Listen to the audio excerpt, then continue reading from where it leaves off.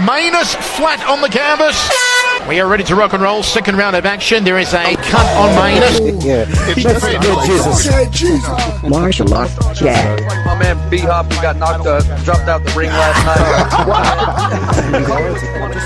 I need a little judo baby. I need me a little judo baby, and let's do it, Ron. Let's give me You see what telling me this? You've got a face for radio. I've got a face for radio. That's nice. Martial arts chat. Martial arts chat. Hello, welcome to Martial Arts Chat Podcast. Before I introduce today's guest, first just a quick shout out to the sponsors. A1 Fight Gear. A1 Fight Gear use the latest cutting-edge boxing gloves for professional and amateur fighters, gym enthusiasts and kickboxers. So local and national gyms in the UK, do yourselves a favour, go check out a1fightgear.com.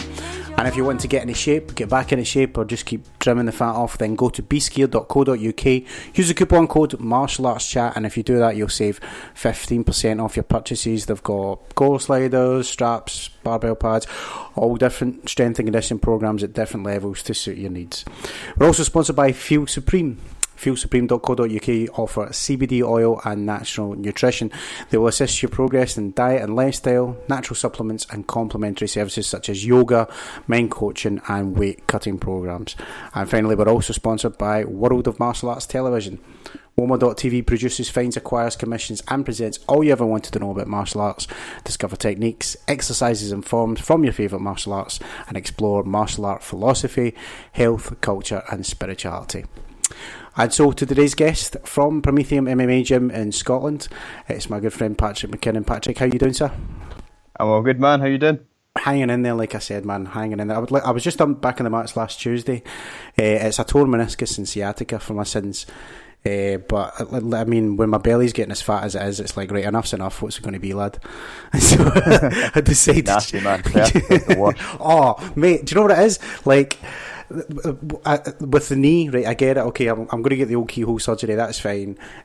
For this, they're just like, yeah, just see how it goes. Like, there's no answer, right? There's no, just... The knees is just the thing that happens. I don't know anyone that does any sort of jiu-jitsu that has good knees. Yeah, man, that's exactly. Just, part and parcel. The back's a funny one, though. And I think a lot of the time it's because they don't actually know. I think it's just because the jury's out on it. Aye. It's no. It's just such a complex system. I mean, aye. I've got scoliosis, and it makes my SI joint go all funny sometimes. Ouch. And you do all the exercises under the sun that they recommend, and sometimes it works and it goes away, and sometimes it doesn't. That's the thing, man. I know it's so like a person specific. There doesn't seem to be you're right, man. It doesn't seem to be a general formula. Like I get given all the try these stretches at home. Okay, we can load you up on ibuprofen. Okay, right. Is that going to fix it? Like what? I'll keep going. What one's going to fix it? What one's going to fix it? And you're right. There's no. There doesn't seem to be a clear-cut answer. And then I'll have like pals of mine like, have you tried this herbal tea mixed with cider, vinaigrette and shit? I'm like, no, man, I'm good. Right, rub it on your butt with a bit of mustard. Yeah. I mean, if I get really desperate, I might give it a shot. I'm looking at the cover going, it could be worth a shout. But aye, man. There is a guy, Stuart McGill, I think that's his name. Right. I don't know if you've ever heard of him. No, tell me. He's like known as the back doctor, so he's like an older dude from America. All right. And his thing is just backs. That's what he just specialises in. Okay. I haven't checked his stuff for years, but he's got some good stuff as well. Because he invented like exercises called the curl up, right. So you could work your abdominal wall without actually, rotating your discs. Because obviously, if your lumbar's not great, and that's causing the sciatica, sit-ups. It's causing them to kind of grind off each other. Yeah, man, that's a big one for me. See, do you know, the biggest one I found when I was back on the mats, I know everybody says, well, don't be mounted, but if you're ever in mount and, you wrap up an arm and you're looking at buck, just the act of even just kind of bridging almost. There doesn't need to be anyone on top of me, but when there is, I mean, that's when I really feel it, and I'm like, oh, fuck. Sometimes I feel like I'll just tap, even when I'm mounted, because I'm not like... rupturing it. I've already got the nerve damage. I'm not rupturing a disc just to get out of a position. You know what I mean? It's not worth it at all. Glory in the gym. Aye, exactly, man. Yeah, I got what happened today. It felt like awesome. But anyway, enough about me and my injuries. Let's get to you, my man, because obviously, will we just meet this head on? How I heard about your gym and you guys were running things was this: you were offering an introductory class, and the terminology is what made it kind of go viral. MMA for females. I'll probably butcher this. I'll let you have the floor here, Patrick, and you can clue us and clue the listeners up. Aye, so basically, one day I decided that I was going to change up my beginners courses because there was 3 of them in a row done. Content was getting a bit kind of monotonous, just ploughing the same thing out every single time.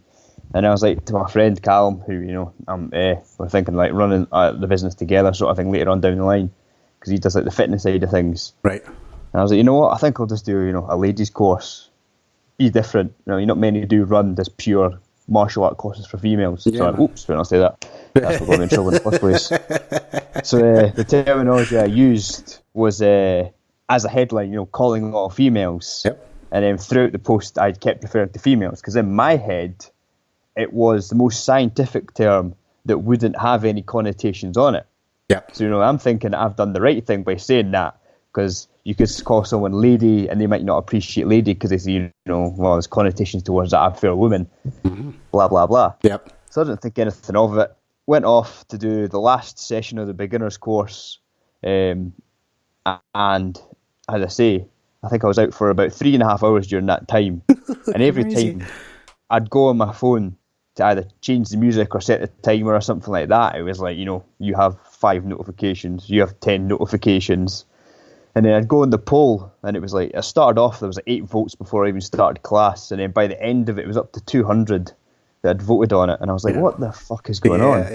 Yeah. And then it wasn't until I started looking through it that I just saw the craziness, and like there was a woman who was saying, maybe you should start calling us women instead of females, and then they might think about attending your watered down martial arts classes. Watered down. I think the best part was we got all the way through to it, and then at the end she was, we said, what actual martial arts do you do? And she's like, I've done Taekwondo for 5 years. And at that point I was like, I'm out. Hey, I don't know. Talk a bit watered down.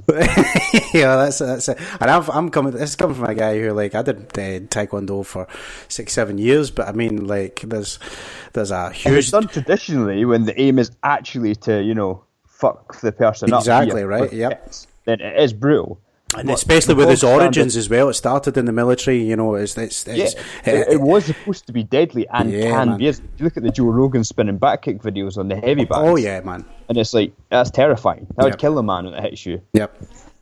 But the watered down. The points fighting. It's so much of a business now, and it's really saddens me to say, but I've talked about this a lot on the podcast, how there's a Taekwondo school on every corner, and how many of them are teaching Taekwondo? Not many. How many of them are running a business to get your kids money? Family 100%. The kids in the traditional arts is just crazy. Madness. The money you can make from it is insane. Like I remember going along, my little sister did judo very briefly for a bit, and I went along. Right.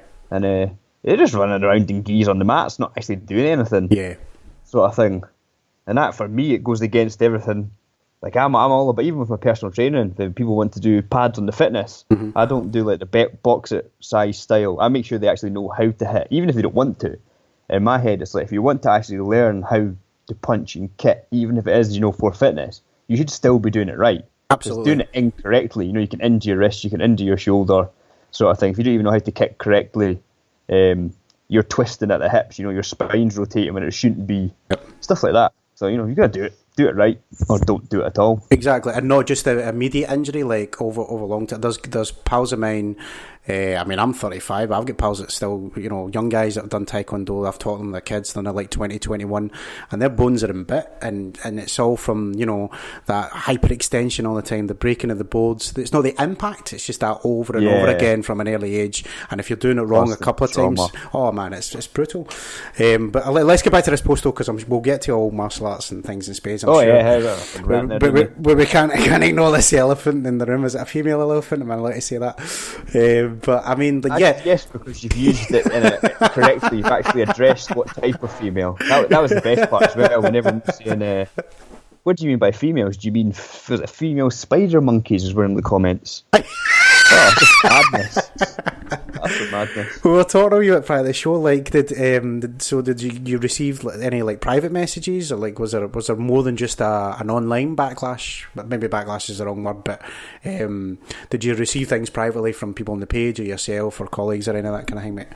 I personally didn't, but one person did after making derogatory comments, and the work was ended up rang in the middle of the night by these feminists complaining about this person. So he ended up getting called the next day and was asked to remove them as their place of work on his Facebook. It's crazy. So that as I say, that kind of sent alarm bells ringing, and that's when I was telling all my friends, I was like, look, make your profiles private, take your jobs off, that sort of stuff. Yeah. Like, you might have a bit of fun going back and forth, but it's not worth potentially losing your job over, because it is a very sensitive and touchy subject in this day and age, where some employers, like the bigger ones, might not even care, and they'll be like, right, we don't want anything to do with that potential backlash. Yeah, and I mean, and that's true, I suppose, and that's the time we live in. But really, what is it came out of? It came out of, this is like from my point of view. I mean, I remember talking to this with my wife, and I was going, look at this gym's offering a package here. I said to her, like, what do you think of it? And she was like, great. She was like, more gyms should do that. Like, locally, gyms should offer, a female class. I'm sure if I'm just speaking for what my wife told me, but I'm sure there's plenty of other women who'd be like, oh, I would love to do MMA, or maybe not even MMA, I would love to do Brazilian Jiu-Jitsu, whatever the martial art is, but maybe feel intimidated by the fact that the gym's full of guys or whatever. Do you know what I mean? Was that, first of all, I guess what I'm asking, Patrick, is, was that your idea for doing the female only class? I know you're saying about beginner's course and you wanted to break the norm, but was there a wee bit of that was that reason as well? Because I mean, it was never for me to even go to the MMA gym myself. Even now, going to an MMA gym that I'm not familiar with. I mean, you say you go just for like a seminar or whatnot, that's nerve wracking. So think about how nerve wracking it is for someone who's never done it ever. So yeah, and I just wanted to get more, women included in it, because you see all the gyms around Scotland and they upload all the photos. It's always, you're looking at 10% if you're lucky. I mean, that's like the top end of the scale. Yeah, if you know what I mean, for the actual numbers. That's right. And I was thinking, it'd be good to get more of them into it, because I love martial arts. It's totally changed my life. I do it every single week. It's like one of the best things. It's just stress relief as well. And the people you meet through it. Like, I would never have met anyone, obviously, if I didn't start Promethean Mixed Martial Arts. But the kind of diversity of the actual people you have in the gym, if you know what I mean, you would never have met them any other way. So it brings people together from all backgrounds, which I think is like one of the biggest things as well, which is great. You meet lots of friends, and then it becomes like a wee family. And we got like a wee little running joke. I call it my cult. I'm slowly growing a cult out in East Lothian. It does, man. It's its own wee community. 20% of the population were wearing the Promethean hoodies round and about the area. Yes, man. Good for you. Good for you. Yeah, that's it, man. It's building communities, and you all have this common brother, sisterhood, whatever, man. It's martial arts is a beautiful thing. Like I said, I'm 35. It's been in my life since I was 10, and that's a mix of Muay Thai, Taekwondo, and Brazilian Jiu-Jitsu, and then being all across the country in different MMA mats. It's just a wonderful thing. It's worldwide, and it's almost like it's a language as well. Like, I've got pals who have done, trips out to Brazil, trips out to the States or whatever, and it's all because of martial arts, man. Like, I've done it myself. I've been, when I was a kid, around Europe, and again, that was all in the name of martial arts. And even though you weren't linguistically speaking the same language, you could certainly speak the same language on the mats or whatever. It's nothing but beautiful, and yet here we have you guys, try to do the right thing, really. Try to introduce, more people to what this beautiful world is, and then you just get people that were commenting on this. Two things I noticed: one, they were in no way involved in martial arts, like we said with the Watertown comment, and they were the other side of the world as well. So they definitely weren't coming down to the gym. I mean, I remember that one person, they were a beauty king or queen or whatever. I mean, they just see, whatever it was. The title said both, wasn't it? Beauty king and queen. Beauty king. I know. I think you pick one, But that person was really outrageous outraged. And outraged over, is it you want to let everyone know you're outraged, or are you genuinely? I don't know. It just seemed bizarre, man. Bizarre. Yeah, I think this is one of those pages. They must have a hate page, and as I say, they just, it's like the lotto. They'll go, who are we going to abuse today? You think so? Yeah. None of them were from the same area. I mean, it was all over the States. Yeah. When you looked at the profiles, so it must have been one of those things. One person seen it off of a selling or advertising page and went, let's have some fun. And then you know what it's like. They get themselves all riled up, and it just goes crazy. Well, besides all the unnecessary fun. hysteria, how's the actual program, and how's the female class then? I'll just say it. How's it all been going? Oh, that's great. So we just finished our first week. So it's predominantly a sport, jiu-jitsu course for 10 weeks. Right. But I am putting in small elements here and there of self-defense sort of stuff. But obviously the majority of self-defense, unfortunately, I get haters, is bullshit. I love those videos. It's true. It is bullshit. But it's basic things like how to actually break grips the most efficient way, if you know what I mean. If somebody grabs you, like thumb up or thumb down, and how they grip you on the arm and stuff like that. Yeah. It's useful to have for the females as well, because obviously as soon as somebody grabs your wrist, your automatic reaction is to pull away. Mm-hmm. But that's not actually going to break that grip. So we're doing little bits and bobs here, so when we do go into like guard work and mount, you'll be looking at super basic technical stand-ups and how you could try to use that in a self-defense situation as well. Oh, right. If you know what I mean. So that's the plan. It's not specifically a Brazilian Jiu-Jitsu class, it's Brazilian Jiu-Jitsu with self-defense then? Is that that's how you're kind of teaching it? Yeah, so what I've been doing is the kind of warm-ups of the self-defense aspects, but then the actual main body of the class, like the rest of it's like 45 minutes worth of the hour spent actually doing like the sports jiu-jitsu. But then, as I say, we'll do like a super quick basic body movement warm-up, and then we'll just spend some grip time basically breaking grips on different scenarios, stuff like that. That's great, man. So by the end of it, they've done 20 hours of brick grip breaking.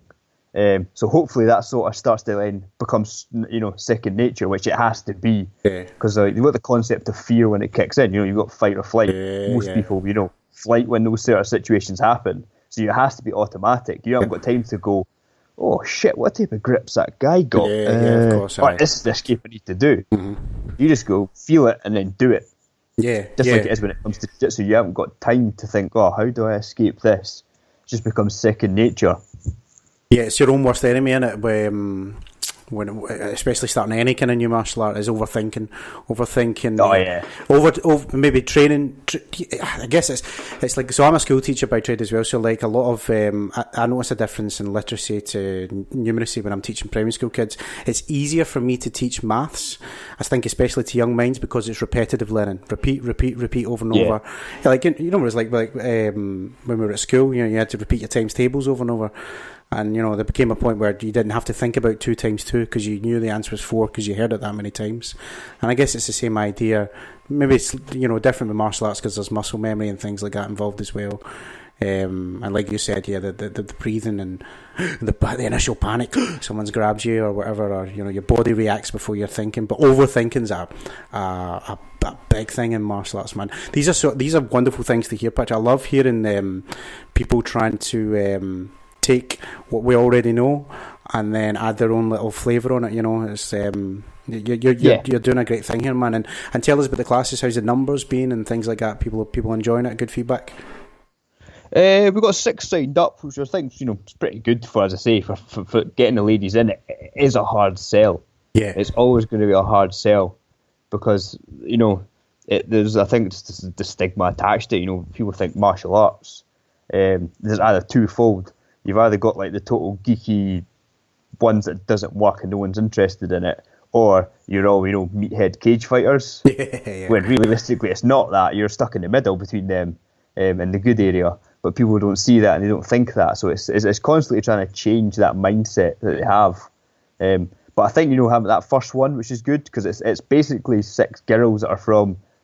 They don't actually know each other, so that's the best part of it. So obviously they'll go off and tell their friends and family, and then you'll have that kind of trickle down effect, like it is with the gym. I think I spent about 9 months, barely anyone coming to class, and then you get that one person that's got loads of mates that really enjoyed it, and they tell them, and then they tell their friends, and it just kind of explodes. Yeah, man, word of mouth ripple effect. That's incredible, though. Tell us a wee bit of your life, Patrick. How did you get involved in, like, with Promethean MMA before you set that up? How did you get involved in martial arts yourself? Was it grown up, traditional, that kind of thing? No, not at all. I played rugby for 17 years. Right. I think the thing that fascinated me the most was I think it was first year university, and I was a fat, overweight dude. I was about 16.5 stone, and all I did was lift weights. Right. And I was rolling about with a guy called Martin King, as I say. I think he was a brown belt judo guy. And I, in my head, I'm like, I'm big, I'm strong, I've played rugby, I'm a tough guy, I think I know everything. Yeah. So I was like, I'll just maul him in this wrestling match. And he put me in a triangle. Right. And he's only about 60-odd kilograms. And I was like, what's this weirdo doing putting his legs around me? Wrapped around my leg. And I was like, what the hell is going on here? I was like, what's this guy think he's going to do? Mm-hmm. And then before you know it, the darkness starts creeping in. Man. And you're like, what's this feeling? And then before you know it, you're tapping. And you're like, holy shit, what did you just do? Yeah. So then it was basically being so humbled to the point that I was clearly stronger. I'd probably been in more like kind of violent altercations through rugby on a weekly basis. So it wasn't like that fear factor. But then this wee scrawny dude almost choked me unconscious when I didn't even know what was going on. Yeah. So I was like, shit, I've got to learn this. Aye, man. So I ended up signing up to judo initially for a wee while. And then it got to the point when I was at university, because I did strength and conditioning, and you needed a university placement for third year. And I just Googled, MMA gyms around me, and Dundee Mixed Martial Arts popped up. Dundee? Was it Dundee Shooters, was it? No. Yeah. So the fight teams, it was Shooters Dundee. Yep. Got to get it right, get upset. And the actual gym itself was a charity. So you've got Dundee Mixed Martial Arts Youth and Sports Association. I think it's the massive long title. Right. But then the fight team operate out of that as well. Right, I see. Sort of thing. If that's not as confusing as it is. And I went down just looking for a placement, just to basically do some fitness classes or work with the guys. And then it just sucks you in, doesn't it? You do a bit of no-gi, and you're like, this is really fun. And then a few months down the line, they're like, just try some of the striking classes. And you're like, punching shit's quite fun as well. Yeah, like, get an MMA class.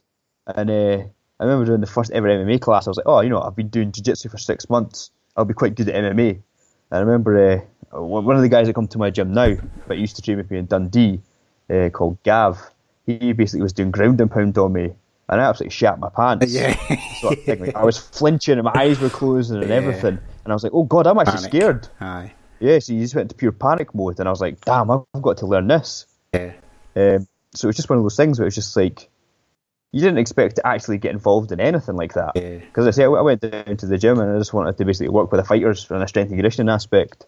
And then it was like, just come down to the fight team training and help the guys out with the strength and conditioning. And they're like, you can join in if you want. And I just kept going from there. And then they're like, maybe you should do some, competing. And I was like, how the fuck have I got here? I only walked into the gym just for a university placement before I know it. I was like, on a fight team and had a fight and competing in jiu-jitsu tournaments and stuff like that here and there. That's amazing. What was your course? Anything related to martial arts? What you were studying? Was that anything at all? No, purely sports performance. Just Olympic weightlifting, conditioning, that sort of thing. Yep. So as I say, there was no like ambitions ever to do any sort of competition whatsoever. And then unfortunately, the judo basically fell apart because I ended up sticking to the MMA instead. Because there was just so much to learn. You had your, no-gi, you had your Brazilian jiu-jitsu, wrestling. So MMA. many facets in there, yeah. There's so many things. Yeah. And you're just doing them, your head's burst from trying to learn it all. Yeah, not to mention getting pummeled. You love it. Yeah, it is. It's a weird thing, isn't it? It's because I remember, like I was saying, we were commiserating about my injuries at the top of the show, and I've been telling people, look, I went back on the mats and they're going, why? You're like, we see you hobbling about, your body's in bits. And it's like, yeah, but there's the huge mental aspect. For me, anyway, and I hear this from a lot of other people, not just in jiu-jitsu and MMA or any kind of martial arts, and you'll know this as well, mate, like, if I do rolling at 6 o'clock in the morning, then I feel like whatever stress is going to come my way in work or life or anything else that's going to happen the rest of that day, I'm much better prepared for it because I've had that hour of near death. No, not near death. What am I trying to say? Basically, simulated fights. Yeah. Well, I guess it is a fight to the death, but it's you have the tap that saves you from depends if it's a spazzy white belt or not. I've had a few of them. Don't get me wrong, but there's that feeling of you can conquer almost anything that's coming your way because you've been put through the ringer first thing in the morning, and I don't think I ever want to lose that, and I don't know what I would. There'll come a time, obviously, the wheels will fall off, and I won't be able to do this. I'm more terrified about what I'm going to do to replace that, But people spend their whole life looking for something like that, and I always tell them, man, try and find some kind of martial art in your life. It doesn't have to be martial art. Try and find some kind of physical exertion. Go hill walking, go whatever, man. Whatever the gimmick is. If you can get your heart rate up and get your, all those juices in your brain that go along with it that make you feel good. Happy days, man. Happy days are ahead. What about Promethean MMA though? How did that come about? What made you want to start your own gym, Patrick? Just be the wife had got married and we moved back up north, and I think I basically had to travel into town every time, and I'd been doing that in Marlow. Oh, when I was down south, I was travelling from Slough to Marlow, which were 2 trains there and 2 trains back. Right. And I was like, I just can't be bothered to travel anymore for training. And I was like, I've been training since 2011, and it was 2017. So I was like, I'm just going to start my own gym. Had you been on the MMA scene yourself? Had you been at AMI or pro fights, or what was the deal? Competed amateur once, and that's when I realised that I wasn't very good at competing. Right. Okay. My biggest issue when it comes to the competition side of things is the adrenaline. Like I think everything's a fight to the death when it comes to competition. Right. I can roll, as relaxed as can be and enjoy it because I know the other guy's not trying to kill me. Mm-hmm. But when it comes to a competition, that adrenaline just hits, and anything past 5 minutes, you get the adrenaline dump. Yeah. So anytime I've done jiu-jitsu competitions, my first match is always the worst. Yeah, I heard this a lot. I look like I've never done jiu-jitsu in my life because the adrenaline is just running so high, and I'm just like kill. Mm-hmm. You just go pure aggressive. So I was like, but I'm not very good at this competing sort of thing, which is a shame because obviously when I was playing rugby, I did 12 years of rugby. Without any issues, but when the jiu-jitsu and the MMA and stuff like that, I don't know, it's just that I black out. Do you think that's more because, man, I don't want to speak for you, but I guess I'll ask, is it more because rugby, it's a team game, whereas it's just you, do you know what I mean, in the competition? It could be. Aye. It could be because obviously it is much more stressful competing in martial arts because it's just you and another dude on those mats. Yeah, man. I mean, you've got coaches and people in your ear, no doubt, but yeah, that's it. The audience is watching just you. And it feels like 1 million people as well. It could be 5 people watching you, but it could feel like the whole world, I think, sometimes at a competition. Yeah, 100%. You always think as well that folk are going to care if you win or lose, but if it doesn't matter. Aye, people are picking their nose and eating crisps. No one gives a fuck. Aye, exactly. The only people that care are the people that are there for you. Aye, you're right. I decided to basically just open Promethean MMA. So we literally started off. I went through the Apprentice Trust to be able to get the tie pads. Nice. Because I never realised how expensive everything was. Oh, die. So I was like, I'll get 10 sets of tie pads. And I was like, fuck, that's $1,000. I only get $1,000 from sort of thing. Like, I was like, just moved up here and just bought a house and just been married. I was like, I don't have a spare $1,000. So I went for the Princess Trust and managed to get it through that. And we only started off with 2 90-minute classes a week. Right. And I think for like the first 6 months, you were only looking at maybe a maximum of 10 people coming and going. There was only like a handful of diehards that they were there pretty much almost every single session. And then as it started to grow, and it was basically just breaking even. It was just one of those kind of things on the side project sort of thing. And as it kept growing and growing and growing, I was like, right, I'll add an extra class here, an extra class there, because I don't obviously have my own place at the moment. I haul hire from another gym. Right.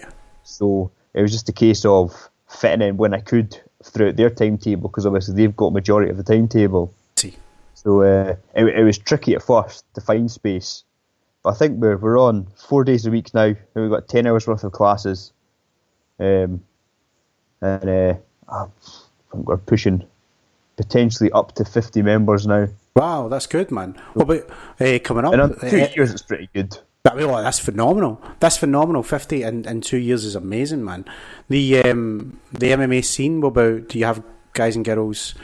Females, or you have to say that. Do you have guys maybe looking to make the way in the army circuit?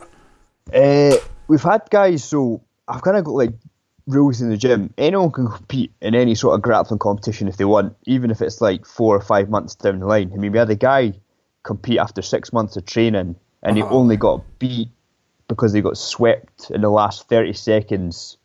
So he lost by 2 points. But up until that point, he was winning the match against a far superior opponent, if you know what I mean. Mm-hmm. So I have no issue with the guys competing when it comes to the grappling because they're not getting hit in the head. Sure.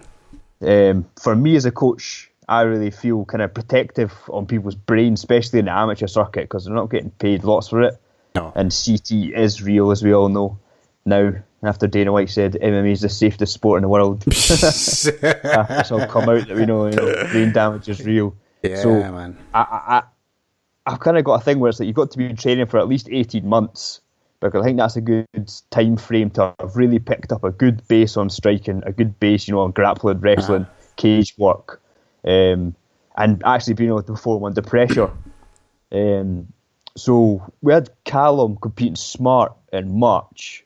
Because I quite like the idea of smart because it's not like, long rounds. It's literally just 2 twos. So you've not got a lot of time to work. There's no strikes on the ground to the head. Right. Yeah. So it's like the old school amateur rules before they brought in the ABC class. Yes. Was that what it was? It was, and it's still the same across a lot of countries in Europe. Like I think even on the pros, like in France, it's still that. I'm sure no strikes on the ground unless it's to the body and stuff. And that's right. Yeah. So we did that, and that was a good experience. And it was more awkward because it was up against my old gym as well. So I was it Dundee Shooters, was it? Side. Yeah. I was scoring against teammates like Scott and Dane and stuff like that. So it felt dead awkward, you know what I mean? Yeah. Because you're like shouting to Callum, hit him, but at the same time you're like, oh God, I could be going to Dundee to train with that guy in a few weeks' time, if you know what I mean. You still keep in touch with the boys at Dundee then? Oh, 100%. Basically, Scott Malone then? Boom Boom, Scott Malone, is he up through that way? I know he's... he's still through in Dundee. Aye. He's actually looking at getting his own place in Perth now. Oh, right. I think they'll be opening that up in the future. Because I think it was it was all based on whether they got the planning from the local council approved. See. Just the usual story. And I think from the Instagram posts, it's hinting that it was successful, which is quite cool. Another, martial arts gym. Because that's why Billy set up Dundee Mixed Martial Arts, you know what I mean? Because he wanted to basically forward martial arts in Scotland. Because he's from the shooters kind of affiliation. I don't know if you're familiar with that. Kind of, yeah. So that's run by August Vallon. So he's the guy who actually created initially, the International Mixed Martial Arts Federation. Yeah.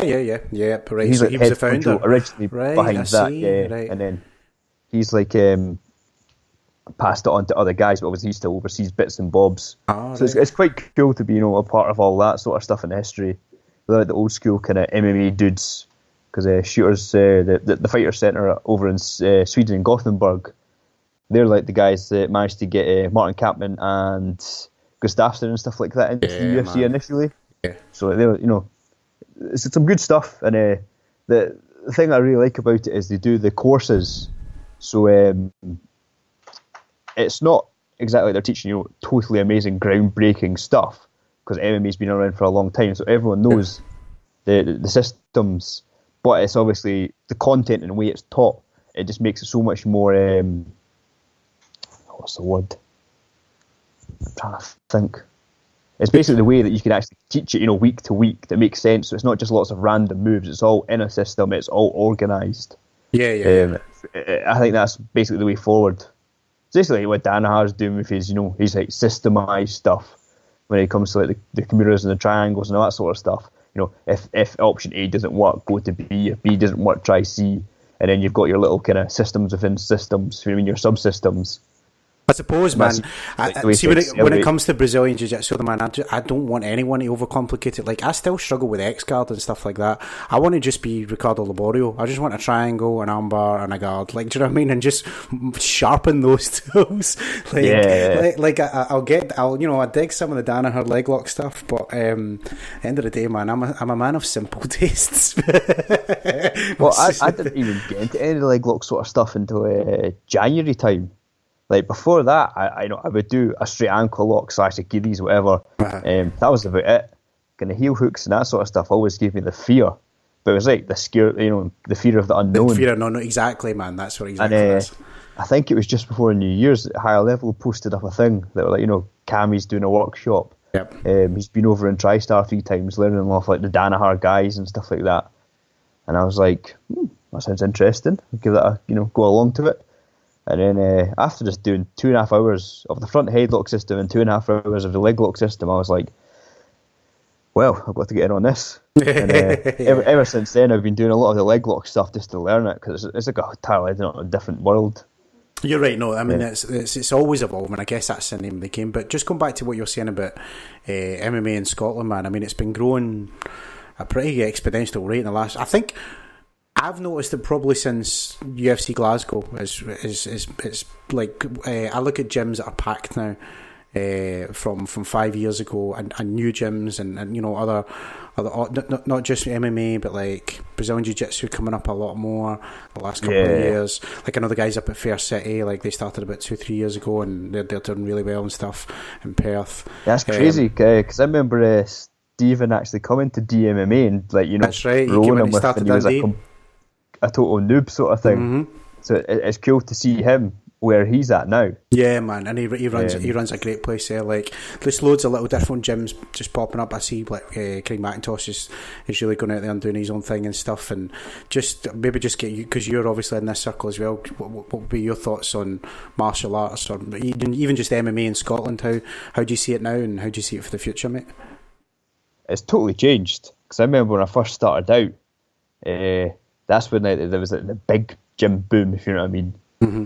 But it's cool, because obviously a lot of those gyms have shut down, but they've moved on. So like loads of guys from lots of other gyms have ended up at Higher Level or Scottish Hit Squad, if you know what I mean. So you've got them two round about this area for the breeding grounds is like the high level stuff. Then you go up north and you see like Aberdeen Combat Centre. Oh yeah. And like what they used to be. I mean, they were in those arches to begin with, sort of thing. And like you hear about how, back in the day when Nath was running it, they're thinking about quitting and just giving up. And now the facilities they've got, the wrestling mats, the tie rings, and then they've obviously got the kind of fitness centre next door to it as well. It's just crazy how it's all kind of changed. And like, what was it? Was it Lanark MMA was doing his old place, and then he ended up having like the first Higher Level bit, and that looked cool in itself anyway. And then his new place is just ridiculous when you walk in. Awesome, man. You've got the two floors that split with the cage walls, and the fact that you've actually got like changing rooms and toilets, and everyone's like finished to a high spec. It's just mad. I think it's great how it has transformed, because it's kind of like super gyms have almost formed, sort of thing. Aye. But then you've still got the small ones still popping up here and there, and they're going to grow as well. So it's interesting to see how it's going to change in another 10 years' time. It's exciting times ahead. Nothing but exciting times ahead for sure, man. Growing up, I take it you grew up an MMA fan then? You watching all the... Was it Pride or UFC, or what did you grow up watching? It was actually a guy I used to stay with at uni who gave me one of the Ultimate Fighter DVDs. Right, yeah. And that's how it all began. Same for me. Watching the first ever one, Liddell and Couture. Yeah, man. And I was just like, what is this? And then I was just hooked after that. I was just watching it all the time. And I remember it was one of the old kind of DVD, CD shops that shut down. I can't remember the name. It used to be Virgin, and it changed to it was the Green brand, whatever. All right. There was a massive one in Dundee, and it shut down. And they had all the Ultimate Fighter DVDs for going for like £1. So I think I must have bought about 8 series in So I one was go. going to say, I would have been And right in there, 20 quid. And I just sat and I watched all of them back to back. So I went through the entire history. Tremendous. And then I started watching Pride. Yeah. That's how I got into it. It's just basically watching that and that and that. And then at uni I was like, well, I've finally got freedom to choose where I can do a placement. So I was like, I'll just go down and see what it's about. So when you're watching MMA and you're buying these DVDs, Patrick, is this when you're training as well, or are you just simply a fan at this point? Just a fan. Right. I had absolutely no aspirations of training, because at that point I was terrified. You know what I mean? In my head I was thinking that everyone's like, I know, a scary meathead. Yeah, man. Yeah. And that's the way I thought about it. Yeah. So that's why now when I look back and I go, other people probably still feel that way. For sure. That's why I want to try to make it more inclusive, because it's really not that way at all. Back then, it would have been, because obviously that's when guys didn't really know about light sparring and stuff like that. God, you know, like early noughties is when it was just like the best way to train for a fight is you fight. Yeah, sink or swim. Yeah, exactly, man. Sink or swim. Classic line, Den's mentality. Yeah, that's right, man. That you've got to go through the trials of getting absolutely beasted and battered, and if you pass, then you're on the team. If not, tough luck, try again. But you're absolutely right, and I'm glad you've kept that mindset with you, because it's a testament to you and what your philosophy and what you're trying to do for your gym. You know, you're appreciative of how terrifying that was back when you were a fan watching it, and you're absolutely right, man. There's still stigma, or otherwise, man, there's still that perception of any outsider looking in, oh, I would like to do this, but by God, does it look scary? And by what you're doing off it, you know, opens that door, and I'm sure it's a friendly face and a warm welcome, and that's all it takes, man. Wonderful to hear it. The Brazilian Jiu-Jitsu has definitely helped. I think that's like the one. That's definitely the one that's going to stay. Because so many people are doing it, because obviously it's not got the kind of violent getting hit in the face side of things. Yeah. As much as you can make the striking side of it as fun, at the end of the day, you are still getting hit. And that doesn't actually sell to a lot of people out there. So the BJJ, I think that's going to always be the winner out of all the kind of martial arts. Absolutely. I mean, the gyms that you see these days with the guys are banging up photos and stuff like that, and like a standard night, 30, 40 guys on the mat sort of thing in the gis, it's crazy. Mm-hmm. Oh, aye, for sure. I mean, I've got nothing but love for Brazilian Jiu-Jitsu. I guess my only my only negative on Brazilian Jiu-Jitsu is it's hard to watch, man. It's hard to get... I was going to say it's hard to get outside eyes to watch it, man. It's hard for me to watch it. You can get some boring ass matches. Unless I have an invested interest in the gym, or people I know, or friends that are competing. I try and watch a Polaris. I try and watch what was that one back in the day? It doesn't go anymore. Is it Metamorphosis or whatever it was?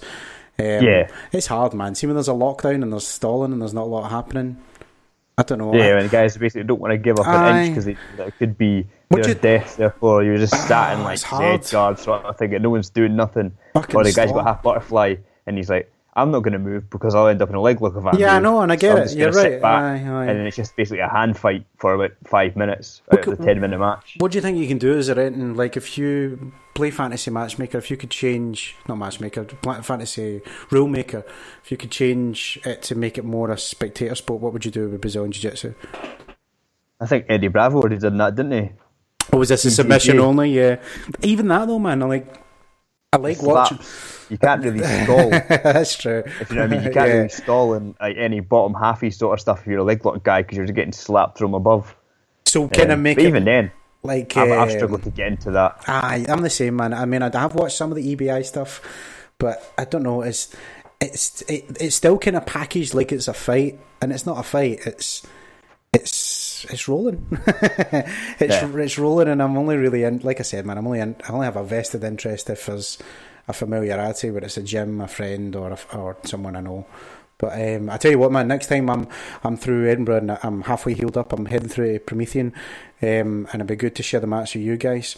I would love to make my way through there. But before I let you go, Patrick, I just want to offer you the floor here, mate. If you obviously want to shout out the gym, but anything else you want to let our listeners know about, any kind of follows, where to reach you, where to get in touch online, how to get in touch, any females out there listening, if they want to get in touch with your program, man, the floor is yours, man. Just shout out whoever you like, mate. How many plugs? Yeah, if you want to come check us out, we're currently based in Preston Pans in East Lothian. We've got a mixture of no-gi jiu-jitsu, MMA, striking, wrestling, takedown classes. I've got my mate Callum who's running Promethean Fitness, and he's been adding more and more kind of circuit classes, and the aim is to make them more MMA orientated, so it's a bit different than usual classes. Your first week is free as well. I like to give that out to everyone so they can try all the classes to see, what's their poison. Awesome. Yeah, and after this ladies course, we'll be planning on putting another one, because the whole plan is to be putting on, like maybe 2 to 3 classes a week of just ladies only, females, women, spider monkeys. Whatever you want to use the term. Yeah, man, exactly. Get over yourselves if you found this offensive. The guy's doing good things, and Patrick, has been great catching you on Martial Arts Chat. Always a pleasure to talk to kindred spirits such as yourself. The Brazilian Jiu-Jitsu, just as a personal point of interest, when can I jump down the mats? When are your classes on for gi and no gi and that kind of thing? At the moment, we just do gi. No gi. So that's Tuesdays, 7:15 till 9:15. So first hour do an hour of technique and then an hour of just straight up rolling. And then Saturday mornings just an hour of technique for now. Awesome. I'll get but then, as I say, we're always trying to add kind of more classes on, but it's trying to find that timetable space, that battle.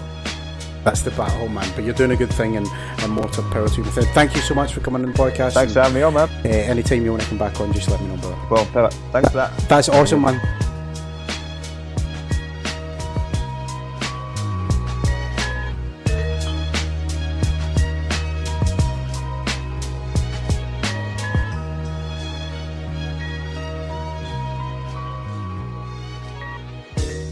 Change your heart.